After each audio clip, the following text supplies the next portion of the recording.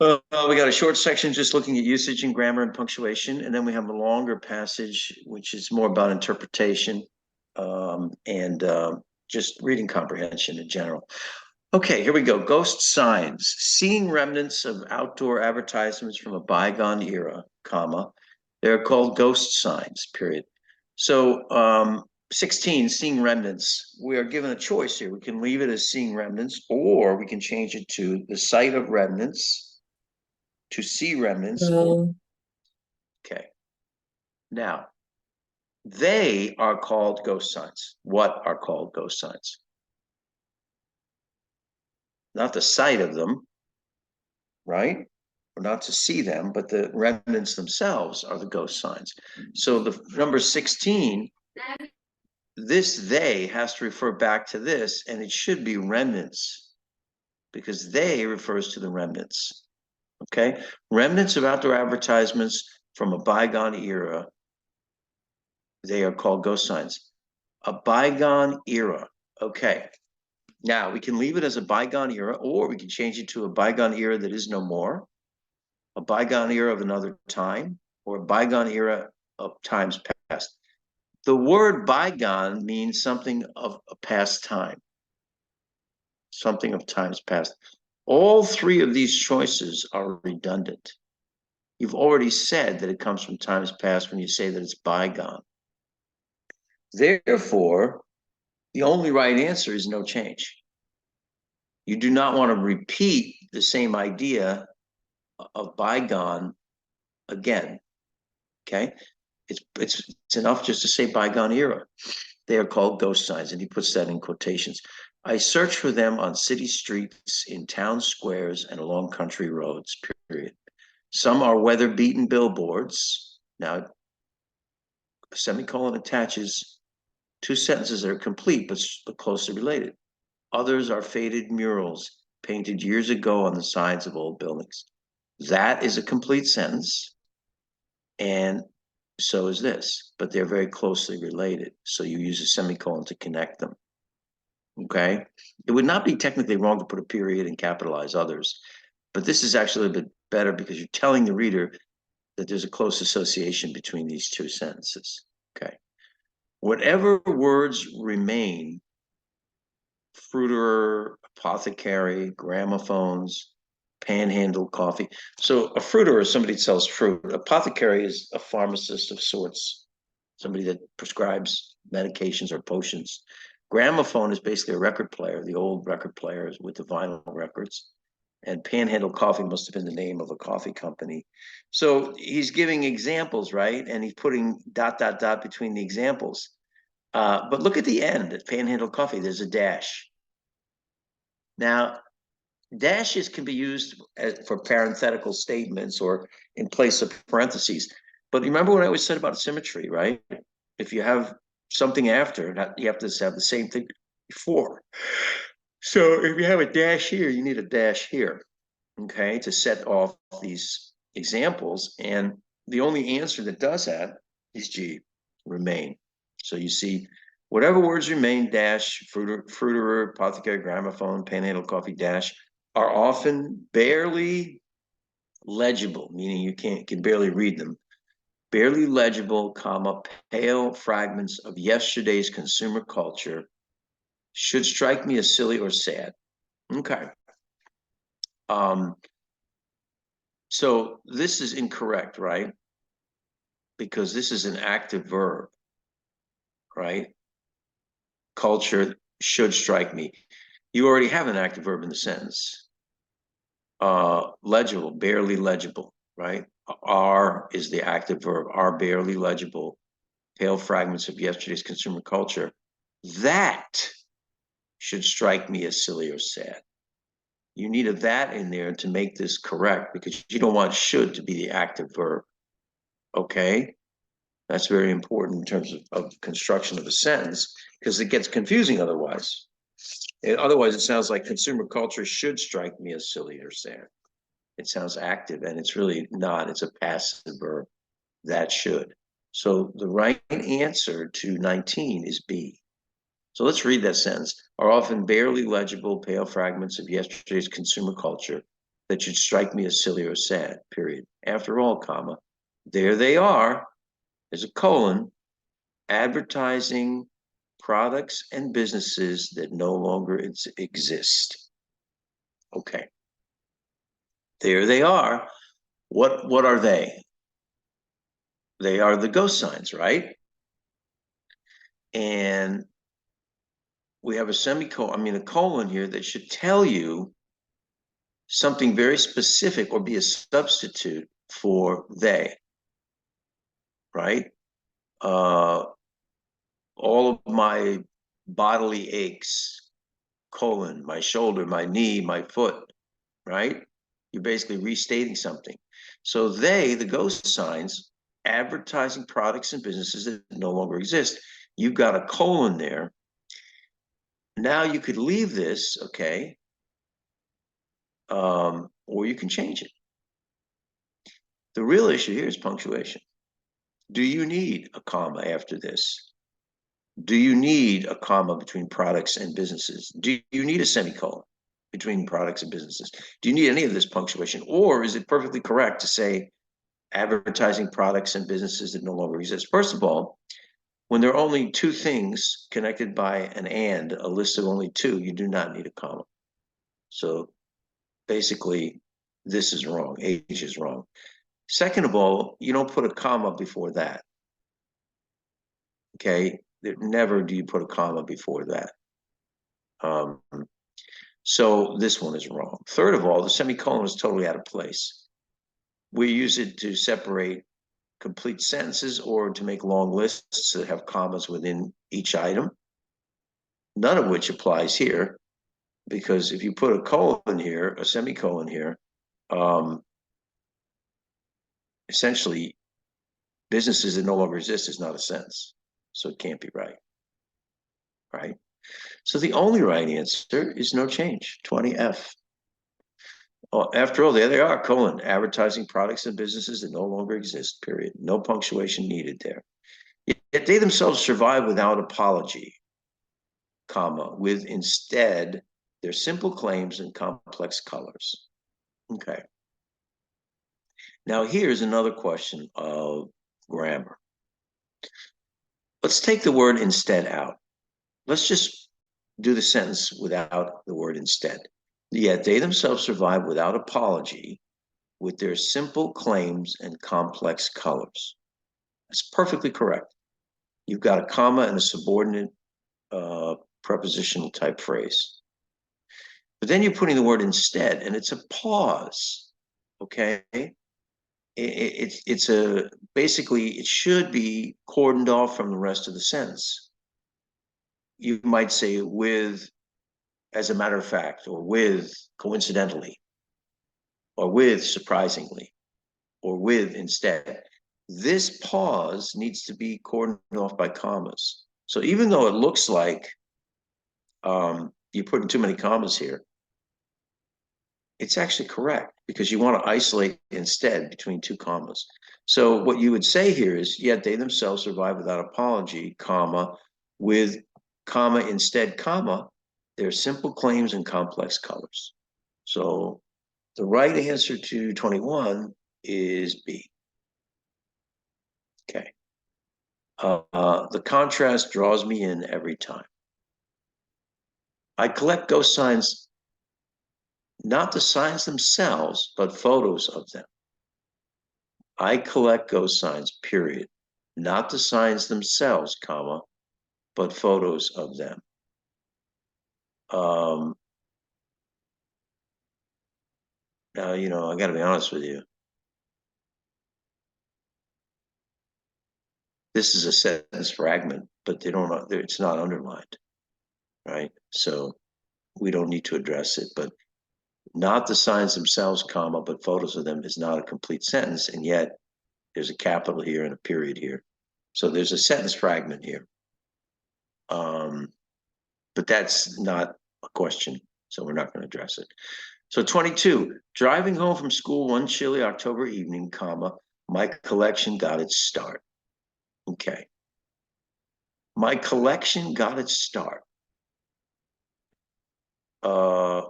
Is there a better way to say this, right? Who started the collection? Who was driving? Was the collection driving? Because the way this sentence is structured, it looks like the collection was driving. While the collection was driving home, it got its start. No, this needs to refer back to whoever's driving. So it's got to be him, right? The author of this passage. Driving home from school one chilly October evening, comma, I is the only thing that belongs there.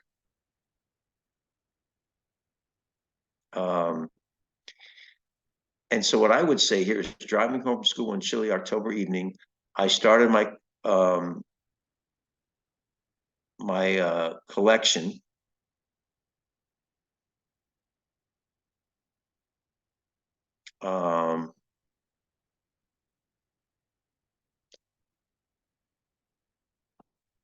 I think what you want to say here is you do not want to repeat October evening. October evening. See? So you have to knock this one out. The start of my collection came to me driving home from school one chilly October evening. Okay? The start came to me, but I was driving. So the right answer in this is J, because it meets all the criteria. It's not redundant. It doesn't repeat chilly October. Okay. I started my collection one chilly October driving home from school. Actually, you know what? I take that back. H is the right answer because all of this gets eliminated. So basically just substitute this. I started my collection one chilly October evening driving home from school. I was driving. I started the collection. So the reader knows that the collection wasn't driving and the collection wasn't starting itself. It was I who was doing it. So let's get rid of all of this and let's just put H in there. I started my collection one chilly October evening driving home from school, period. I had made the same drive countless times before, but I had never noticed the sign. Okay, so that's perfectly correct. So 22 is H. Moving on. Then there it was, an ad for Joe's Cafe, perched atop a metal pole, which was upright under a cape of kudzu vines. So a cape of kudzu vines underneath, so which was hidden, which was partially hidden, which was draped. This doesn't make sense, right? If it's underneath something, we got to think of a different description. Okay, so let's look at what our choices are. It was not what interested me, might have been would, was disappearing. So let's put was disappearing. Then there it was, an ad for Joe's Cafe perched atop a metal pole, which was disappearing under a cape of kudzu vines, right? So as the vines are growing, the Joe's Cafe sign is becoming more and more obscure. It's getting hidden by the vines, so it's disappearing. So the right answer here is D to 23. Maybe it was the way the setting sun's illumination of the yellowing plastic. Okay, this is not a complete sentence. Maybe it was the way the setting sun's illumination of the yellow plastic is a sentence fragment. So what can we do to make this a complete sentence? Maybe it was the way the sun illuminated, right? The setting sun illuminated the yellowing plastic. Maybe it was the way the setting sun illuminated the yellowing plastic. Okay, so that would be a complete sentence, and that would be J would be the right answer. If you look at the rest of these choices, look at G. Maybe it was the way the illuminating setting sun on the yellowing plastic. Well, these are in the wrong order, right? Setting sun should be first, and illuminating is what's done to the plastic. So this is incorrect. Maybe it was the way the sun illuminated the set on the yellowing plastic. What's set? This is again in the wrong order. The only one that makes sense is J. Maybe it's the way the setting sun illuminated. It's the plastic that's being illuminated. the yellowing plastic. Maybe it was a small hole, comma, a clue to vandalism or a hailstorm. So there's a small hole in the sign, comma, what is it? Is it evidence of vandalism or of a hailstone? Evidence of, okay, makes more sense than a clue here, okay? Because it's a material thing. You see a hole, it's evidence of something, right? Evidence of vandalism or of a hailstorm, okay? So that would fit. B would fit perfectly fine. Evidently is an adverb, it doesn't fit. Evidently vandalism, or I mean, he's drawing a conclusion. He's basically at this point saying it's either one thing or the other. He's suggesting two different things. So evidently doesn't fit. Delete the underlined portion. Maybe it was a small hole, comma, vandalism or of a hailstorm. See, this doesn't make sense. So you need the construction of for this of to make sense, because you need parallel structure. Evidence of vandalism or of a hailstorm, of or of. So the only right answer here is 25 is B, evidence of. Okay, 26. Let's see what we got. Instead, comma, something about the sign touched me. Okay, instead of what? Does that belong in here? This is a connector, right? Between a prior thought and something that comes after. But there's no prior thought that would require an instead. He's just saying that he had the sign drew his attention, and he's saying maybe it was because of this, maybe it was because of that. Something about the sign drew his attention, but not instead. Okay, and look at the other connections here. On the other hand, that doesn't make sense either. Meanwhile doesn't make any sense. Something is the only thing that makes sense. Okay, something about the sign touched me. Maybe it was the way the sun hit it. Maybe it was the hole in the sign. Something touched me. So don't put connecting words that offer contrast or alternative when they're not necessary. Instead, on the other hand, and meanwhile, make no sense there. The only thing that makes sense is a continuation of his thought that something attracted his attention. So what you want to do here with 26, something about the sign touched me. I pulled over. In the twilight, I got out of the car, snapped a picture with my phone, and sent it to some friends.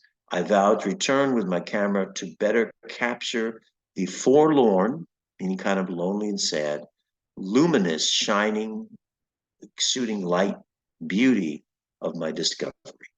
Since that dusky evening, dusky meaning just at the time of the setting sun, I have been happily haunted by ghost signs. So he finds them very romantic. Okay, now nothing else in that paragraph is a question. Once in a while, I take a friend with me on my searches. People who know my fascination will point me to where they think they have seen a ghost sign. Favorite finds include an ad for sliced bread, one for a quote unquote modern motel, which is probably very old, and yet another for a fountain pen repair service, which is clearly dated because nobody uses fountain pens anymore. As fun as it is to have company, comma, my best hunts have been solitude trips. Okay. Solitude is not an adjective. You need an adjective here to basically refer to trips, right? To modify trips. This is a noun. Solitude trips makes no sense. Solitary trips would make sense. Is solitary here? No, it's not. Solitarily is an adverb. That doesn't fit because adverbs do not modify nouns. Solitaire is a game of cards that you play by yourself. Again, a noun. It doesn't modify trips. Solo is an adjective. He flew solo. How did he fly? Solo.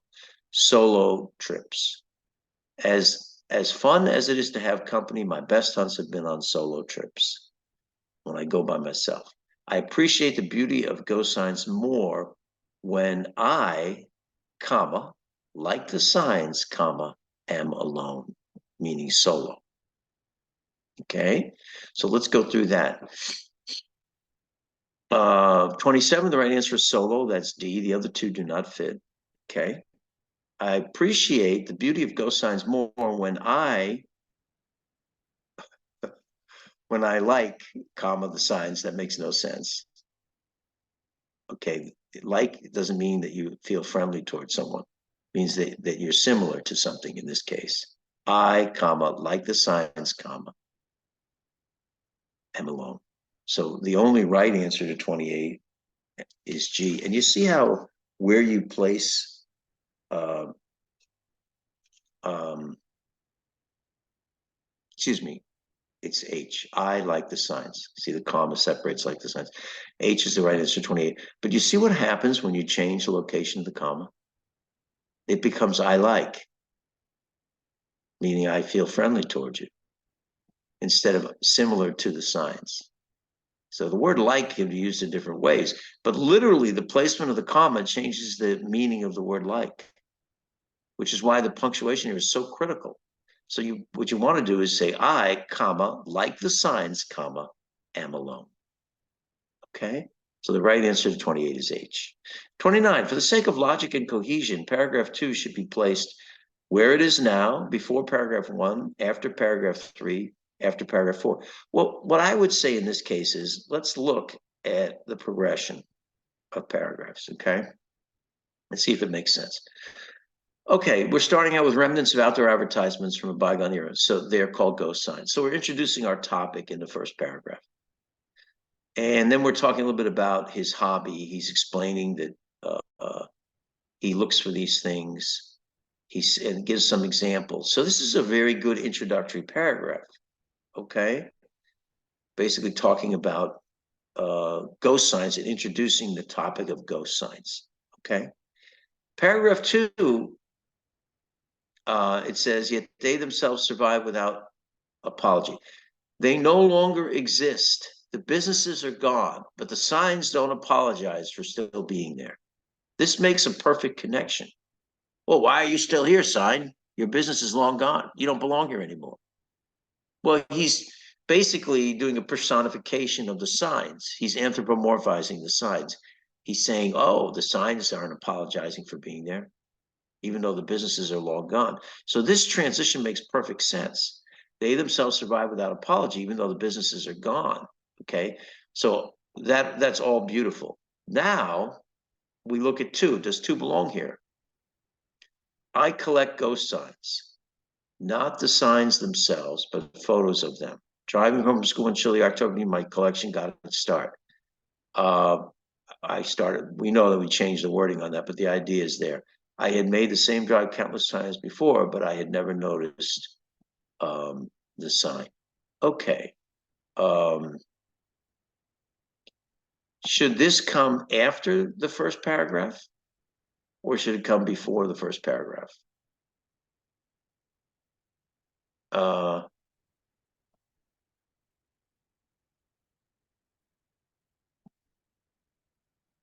Ghost signs is not explained here, right? You don't really quite kind of know what's going on, right? What's a ghost sign? So the first paragraph introduces the concept. Remnants of outdoor advertisements from a bygone era, they are called ghost signs. I search for them. He doesn't explain at that point that he collects them. But then in the next paragraph, he explains that he collects them. And then he kind of does a flashback. He's saying, driving home from school one day, my thing got its start. So he gives you a little bit of background. But the first paragraph has to be there to explain the topic of ghost signs. Okay, you couldn't just launch right into this paragraph because nobody in this paragraph explains what a ghost sign is. So you need paragraph 1 first. So it fits here pretty nice. I had never noticed a sign. Paragraph 3, aha, then there it was, referring back to the sign. So 2 has to come before 3. So now you know that 2 has to come after 1 and has to come before 3. So it's in the right spot. It doesn't need to be changed. You introduce a topic of ghost signs and kind of explain it. Then he says that he collects ghost signs and that he started on a drive home one day, and he tells you the story about how he saw the Joe Cafe sign and how the setting sun or something caught his eye, and that's when he got hooked, um, and started taking pictures of the signs. And then the next paragraph 4, he goes on to add a little detail about how he takes a friend. So really, the order of these paragraphs is perfect the way it is and doesn't need to be changed. So the right answer 29 is A. Okay? Where it is now. There's really nowhere else where that paragraph would fit properly. Okay, good. 30. Suppose the writer's primary purpose had been to describe starting and enjoying a new hobby. Would this essay accomplish that purpose? Well, he does talk about, how he got started on his new hobby and how much he enjoys chasing down ghost signs and taking pictures and making a collection of them. So the answer is definitely yes. Okay. No is not an option here. Okay. Because he definitely describes his hobby and why he likes it and the start of his hobby. The question is it F or G? So let's see what the explanations are. Yes, because it presents the event that led to the narrator becoming interested. Yeah. The event was the cafe sign, Joe's Cafe, in finding ghost signs and taking photographs of them. It definitely presents that. Okay. G, yes, because it describes the narrator's experience of learning from a friend where to find ghost signs. That's not what happened. Okay. So G is incorrect factually. Therefore, F is the only viable answer. Okay. So the writer's purpose was to tell you how he got started with this great hobby. He certainly accomplished that in the passage. So the answer is yes. And he describes the events that led to him becoming interested in finding ghost signs. And that's all there in the passage. Okay. The other two are nonsensical. The statements don't even make sense. Lonely and forlorn are not used in that way. They're actually used to make it more intriguing. And the two hobbies they're not different. They're the same, taking pictures of ghost signs. So these make no sense at all. And no should not be the answer here. So the right answer to 30 is F. Okay, so let's move on to the long passage. It's actually two passages. Wonderful book by Laura Hillenbrand, which I read years ago, is called Seabiscuit, about a horse that was not very attractive. It was not very big, kind of looked clumsy, but was an amazing competitor and was a really fast horse that beat a lot of prized horses that were highly rated.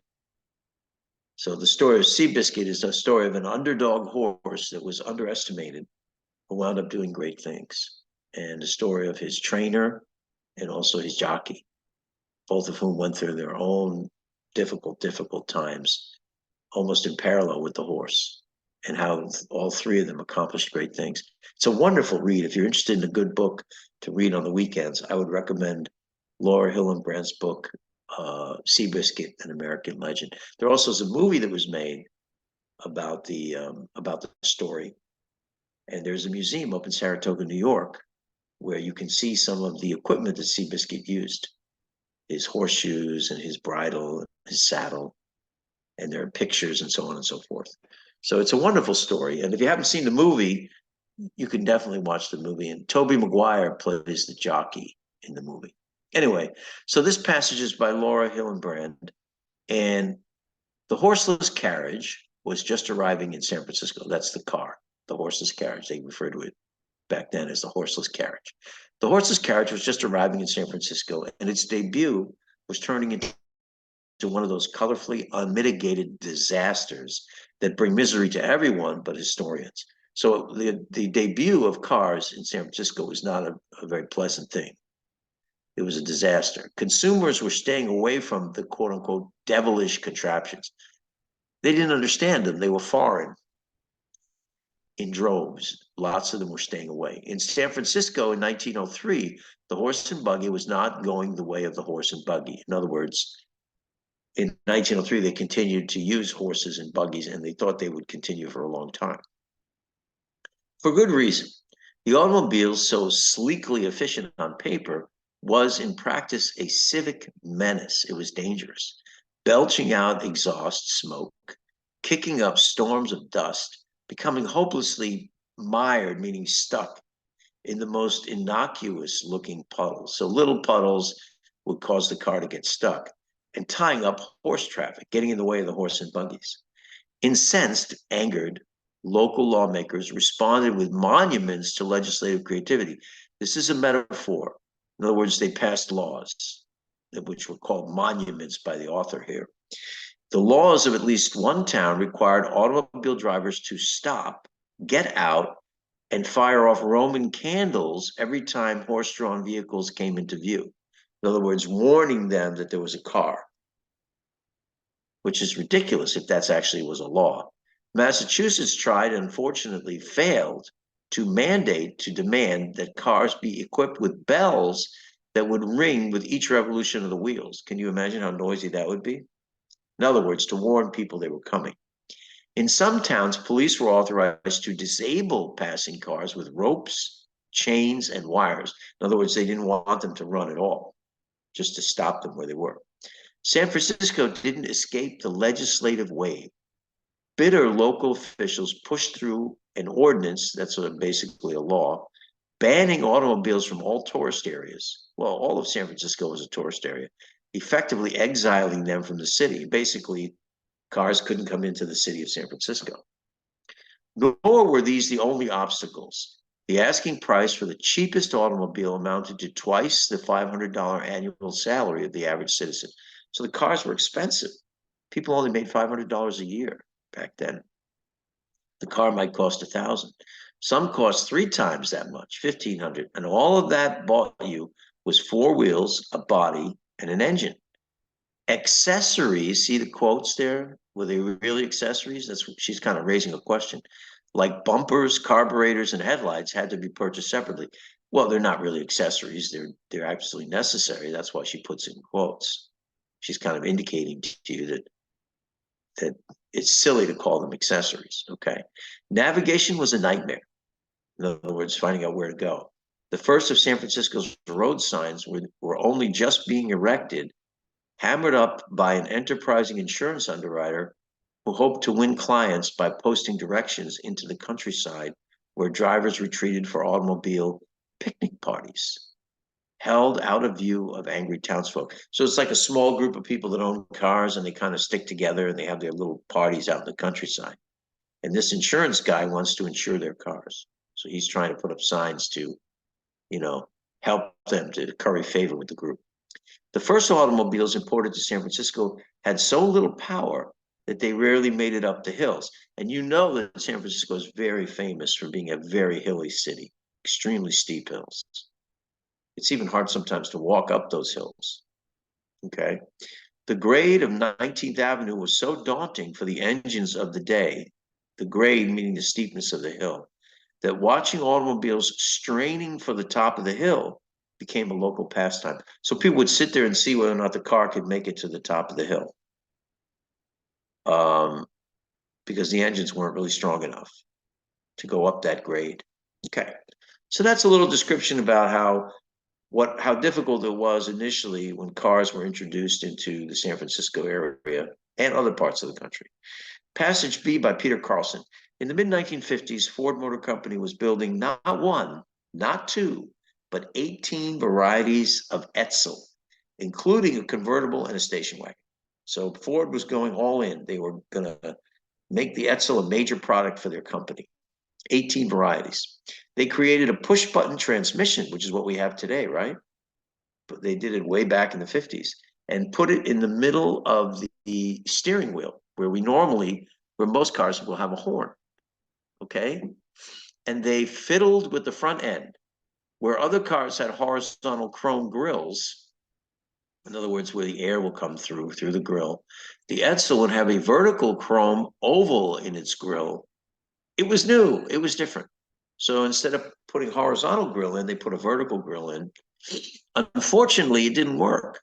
It couldn't suck in enough air to cool the engine.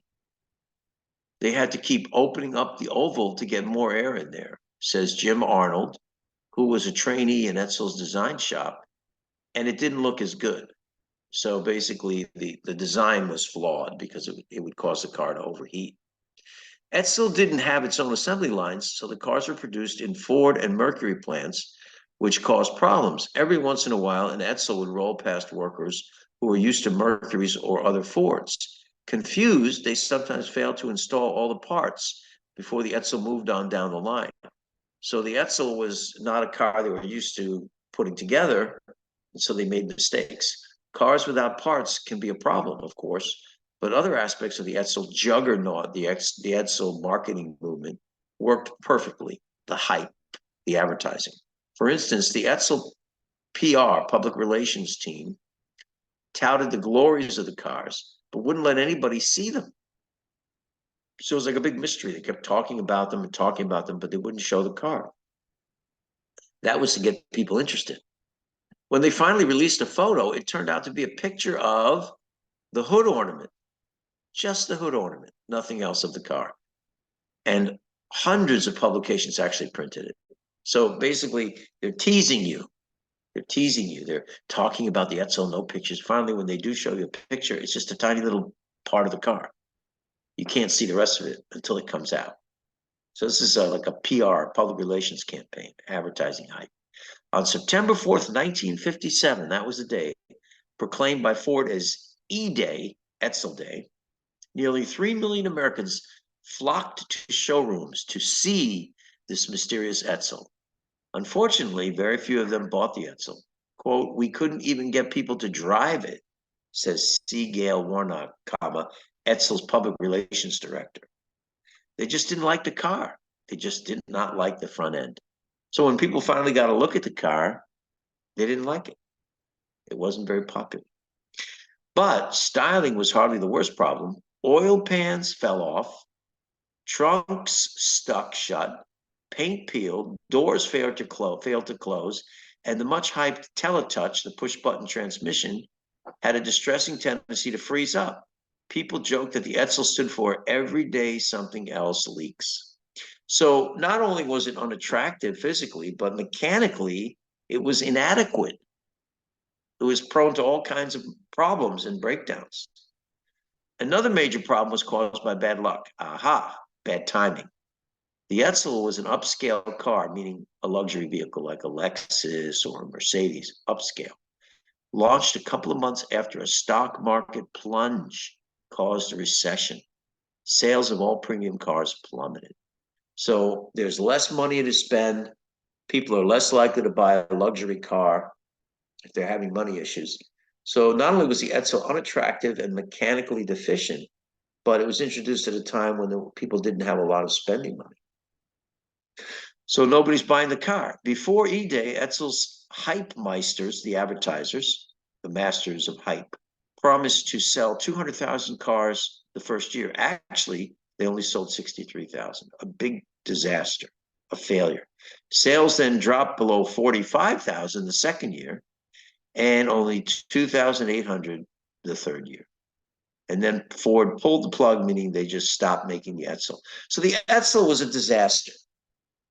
Despite all of the investment that Ford put into it, 18 different varieties of Etzel, all the advertising and hype that they did, the car failed miserably, and they finally had, after a few years, they had to take it off the market. So that was a disaster. So both of these passages discuss cars. The first one talks about the introduction of the automobile around the turn of the last century, 1903, focusing on San Francisco mostly, but other parts of the country. And the second one talks about an event that occurred in the late 1950s, 1957, with a disastrous product that was introduced by Ford Motor Company and then subsequently withdrawn. So let's look at the questions. Which of the following statements about automobiles in San Francisco in 1903 is best supported by passage A? A, they were affordable for the average citizen. We know that's wrong because they were 2 times the income of a citizen. B, they were used more by tourists for sightseeing. Actually, they were banned from sightseeing areas. C, they failed to capture the public's imagination in spite of huge public relation efforts. That's true. The public was not happy with it. D, they were considered a public nuisance by all but a small segment of the population.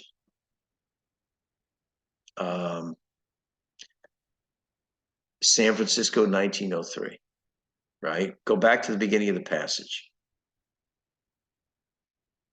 And let's look at it, because that's really the San Francisco, unmitigated disaster, misery to everyone except the historians, devilish contraptions. Okay. They talked about all of the how annoying it was, the dust, the noise, getting stuck. All the towns wanted to pass laws banning it, right? Exiling from the city.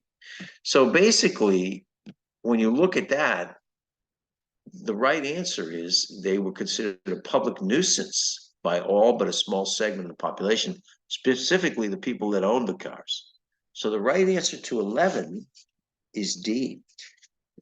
You might go for C right away, but it's not a strong enough statement. Failing to capture the public imagination. It doesn't mention anything about public relations in that passage. That's passage 2. So this is actually not the right answer, even though you might jump at that. So make sure you read all the answers before you jump, because D is definitely correct.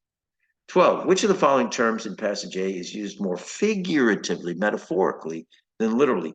Puddles, monuments, bells, hills. Okay, I mentioned this earlier, monuments to legislation, right? 1113, 1839. So kicking up a storm, become hopelessly mired in the most innocuous puddles. Well, that's literal puddles. That's not used figuratively or metaphorically. The car got stuck in wet puddles, okay? And monuments to legislative creativity. This refers to laws, not monuments, but she's using this metaphorically. Great examples of laws that showed creativity. And then she goes on to explain some of the silly laws that they talked about. So this word monuments really means laws. And so it's being used metaphorically here, figuratively. And that is the correct answer. The other two choices, bells and hills, literally they were bells that they were going to tie on the wheels. So that's literal. And hills with failure to get up to hills. That's literal. So the only one that's figurative is monuments. So 12 is G. 13, the purpose of the quotation marks around the word accessories in line 29 is to, remember I said to raise questions about whether those things were really accessories or add-ons or whether they were essential, right? That's what she was doing with the quotations. Suggests that the features were actually essentials. Yes, that's the right answer. Indicate that the word appeared in legal documents. No, has nothing to do with that. Emphasize that the word was widely misunderstood. No. Clarify that the inexpensive automobiles had some luxury features. No, the reason she put the quotations there was to raise a question as to whether or not they were really add-ons or whether they were essentials. Something like a carburetor is an essential. You need a carburetor. At least back then you did, to run an engine. So that's the purpose. A is the correct answer there. Okay, good. And we're on to 14. Which of the following statements best captures how passage B characterizes the failure of the Etzel? F, it happened gradually and went unnoticed at the time. No, it happened pretty suddenly. G, it happened quickly despite promising initial sales. There were no promising initial sales. Remember, the first year was only 60,000 instead of 200. H, it was on a huge scale, occurred swiftly, and was a public event of sorts. Yeah, it was a disaster for the company. Everything, all their sales collapsed. Nobody wanted to drive their cars. Cars were falling apart, right? Plus there was a recession going on. So it was on a huge scale, that failure, and it occurred very quickly. So H is a good choice. J, it occurred when other automakers were doing well. It doesn't say that. Don't add things that aren't in the passage. So H is the correct answer, 14. Good. 15, the statement in line 43 through 45 is typical of passage B in the way it, well, first we have to go to line 43 and see what the heck it says. 41, 42, 43. Let's check it out. What the heck is it? Here we go. In the mid 1950s, Ford Motor Company was building not one, not two, but 18 varieties of Edsel, including a convertible and a station wagon. So the emphasis here is that Ford is going all in, that they're doing an extreme effort here, an extensive effort. So let's see what the choices are for 15. The statement is typical of passage B in the way it contrasts data about the Edsel with data about other cars. No. Conveys the obligation that Ford executives felt to involve consumers. Doesn't say anything about that. Combines an industry perspective on the Edsel with that of the typical consumer. Doesn't really say that. Suggests the entire Edsel enterprise was marked by extremes. There you go. Extremes in advertising, extremes in variety of models produced. Not one, not two, but 18. That's an extreme. So D is the correct answer to 15. Okay, 16. Which of the following events referred to in passage B occurred first chronologically? E-Day ended, that's Edsel Day. The stock market plunged. Edsel sales dropped below 45,000. Edsel sales reached 2,846. So E-Day, I think it was September 4th, 1957, right here, right? And after E-Day, sales dropped off, right? The first year they were 63, then 45, and then 2000. So if you look at the order, E-Day ended, so that day ended. Sales dropped below 45,000. That was 2 years later. And then sales dropped to 2,800. That was 3 years later. So we know that this came before this and this. But the question is, what happened with the stock market? Did it plunge before E-Day, or did it plunge after? And you want to go back to the passage, and you'll see a couple of months after a stock market plunge caused a recession. Edsel launched a couple of months after the stock market plunge. So that was E-Day. So basically, E-Day ended 2 months after the stock market crash. So the first thing that happened here chronologically in terms of time is, gee, the stock market plunged. 2 months later, E-Day, and then 2 years later, 45,000, 3 years later, 2,800. As it is used in the passage, the term premium cars, line 86, serves primarily as a reference to what Edsels have become now that they are valued antiques. Name for a type of car that was ushered in by the makers of the Edsel. Label for a category of cars that the makers of the Edsel intended it to belong to. Yes, they were producing what we call today a luxury vehicle. And we know what those cars are. Mercedes-Benz, BMW, Lexus. And if you go even higher, it'd be things like the Bentley, things, perhaps you could even include Cadillac. These are considered very high-end vehicles. They have extra features. They're made with better material. They're also much more expensive, and they're status symbols.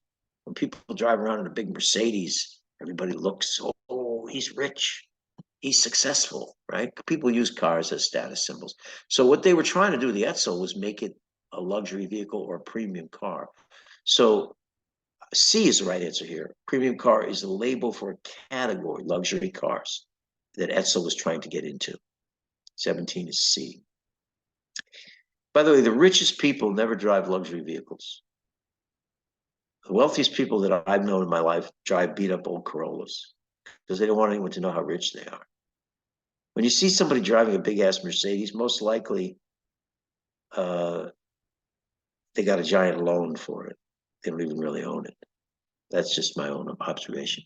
18, a similarity between the two passages is that they both examine their topics from a significant distance of time. Well, that's true, right? One was in the 1903, the other was 1950s.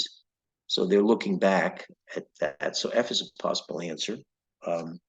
G, reveal the author's professional background. No, neither one does. Neither one says, does the author reveal their background. H, assert that automobiles have contributed little that is worthwhile to society. Neither passage says that. And J, incorporate information about traffic and road conditions into a discussion of automobiles. That didn't happen in either passage. So the only right answer is they're examining a topic from a significant distance in the future, looking back. So F is the right answer. 19, an element of passage A that is not present in passage B is a reference to what aspect of the automobile culture? A, related legislation. Yeah, A talks about all the laws they passed to control the car, but B does not. Public opinion. No, B discusses public opinion, right? People didn't like the Etzel. They wouldn't drive it. Okay. So it says not present in B. So public opinion was definitely in B. Economics. No, B talks about the recession and how people didn't have money to buy these premium cars. D, quotations from industry experts. Actually, that's in B and not in A. Because in B, they quote the advertising director, remember? I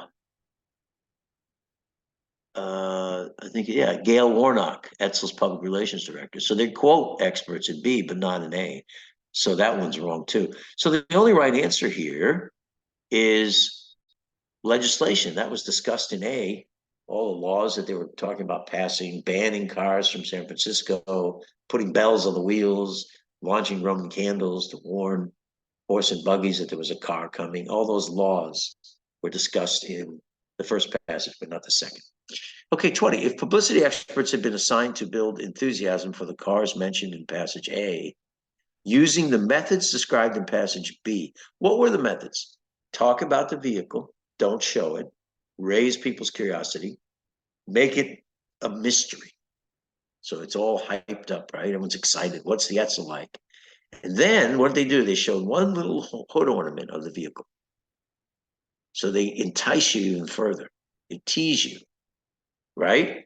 So what would be the method? Experts would most likely have first released photos to the press that showed what? Cars going up 19th Avenue in San Francisco. No, they'd show the whole car. A single detail, such as a gleaming headlight or a polished door handle. There it is. That's what they did with the Etzel. They showed just the hood ornament. So G would be a similar strategy.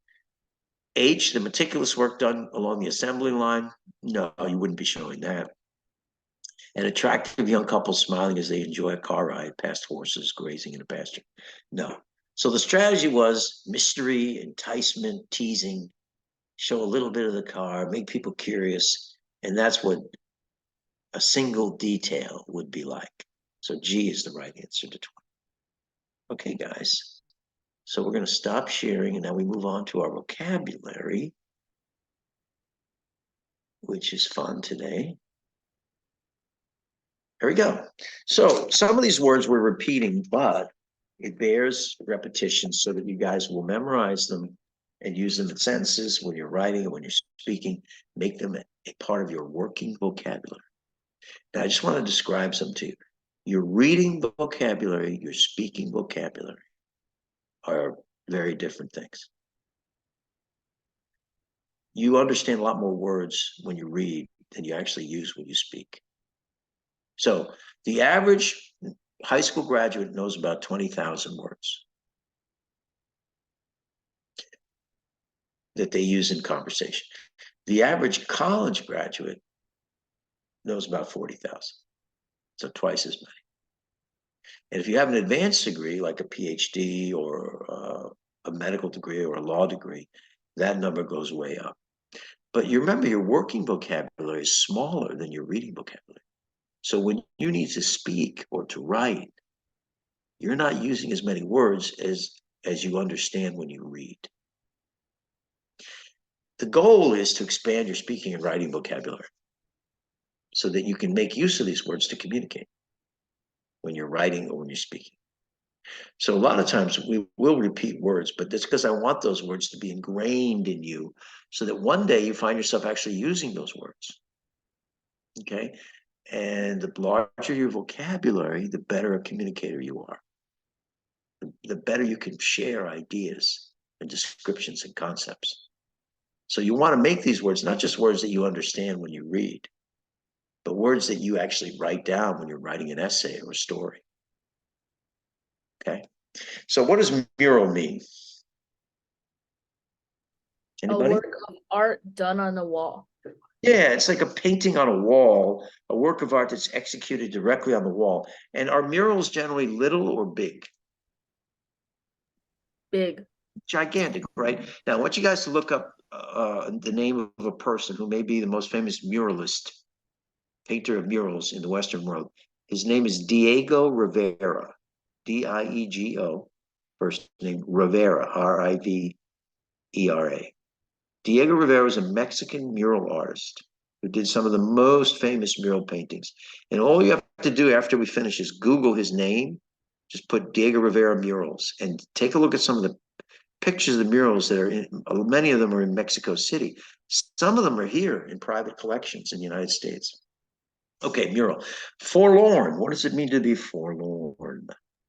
Lonely and unhappy. Yeah, sad, lonely, abandoned.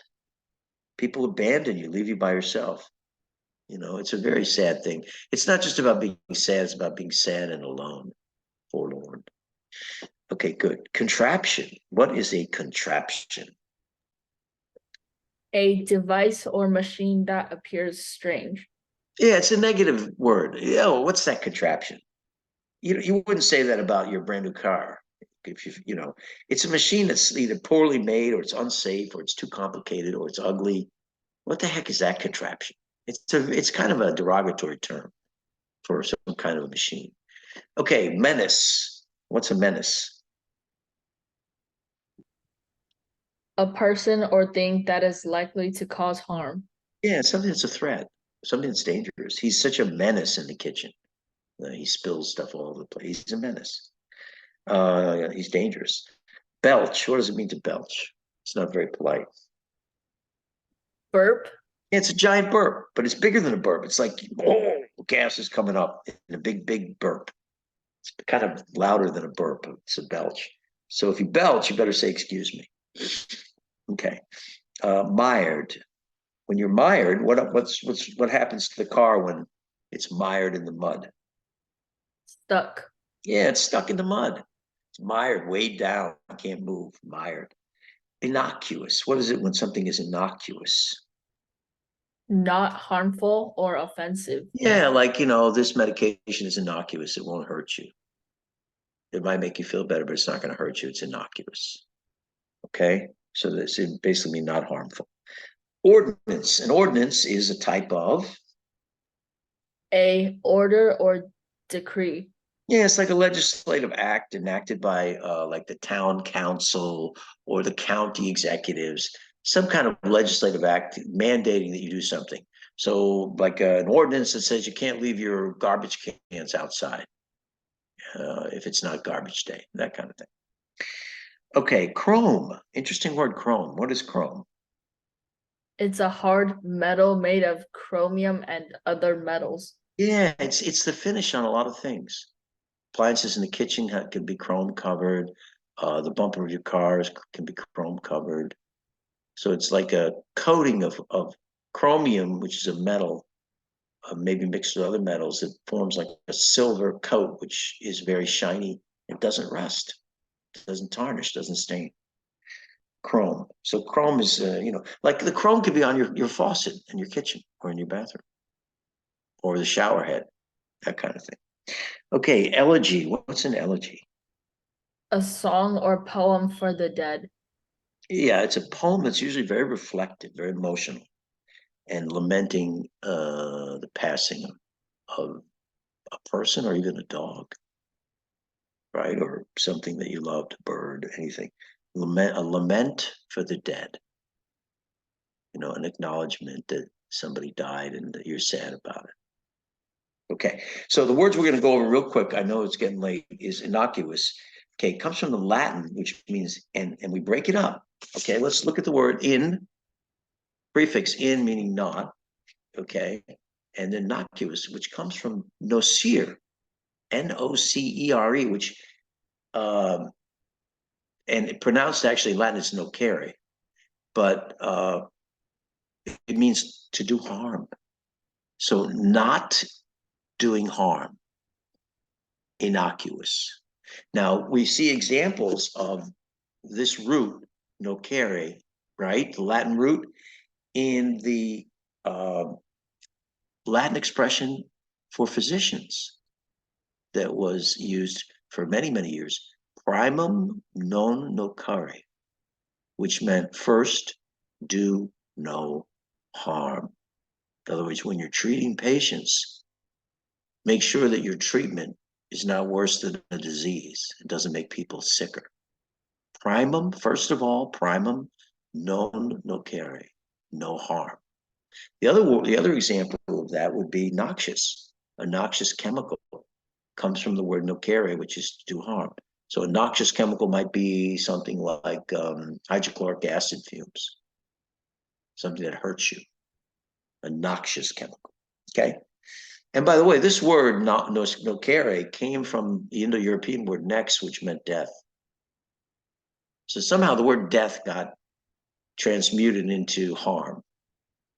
But like necromancy is the love of the dead. Necrotic tissue is dead tissue. A necropsy would be like doing a post-mortem exam of a body. So that word neck got into modern English, but it also got changed to nocere, which then became noxious or innocuous, but they're related, harm and death. Okay, good. The other word that we want to talk about is chrome. And the reason chrome is so interesting is because chrome is a word from Greek. The Greek word chroma, K-H-R-O-M-A, chroma. And chroma means color. But chrome is just a silver gray. It doesn't have a whole lot of color. So why would it be named chrome when it's so plain? It doesn't have a lot of color. And the reason is because when it was isolated as an element back in 1800, chromium was the metal. And chromium was named chromium because when it combines with other elements, it forms compounds that are unbelievable colors. So it can form orange, black, blue, green, red, yellow, all these different colors just by chromium combining with things like potassium or sulfur. So these chemists saw this when they were experimenting with chromium. So they named the element chromium, element of color.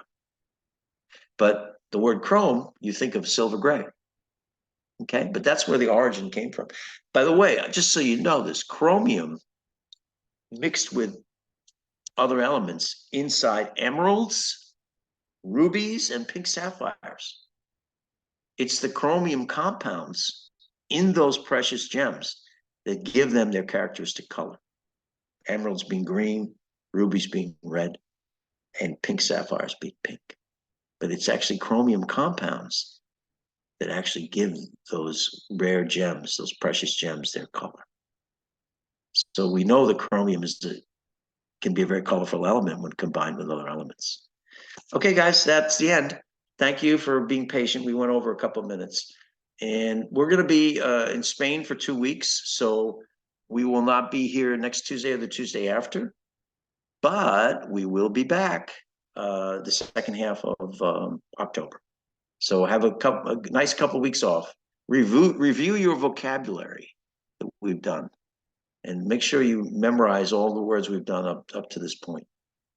Okay, guys, have a good one. Thank you. Take care, everyone. Bye. Bye, honey.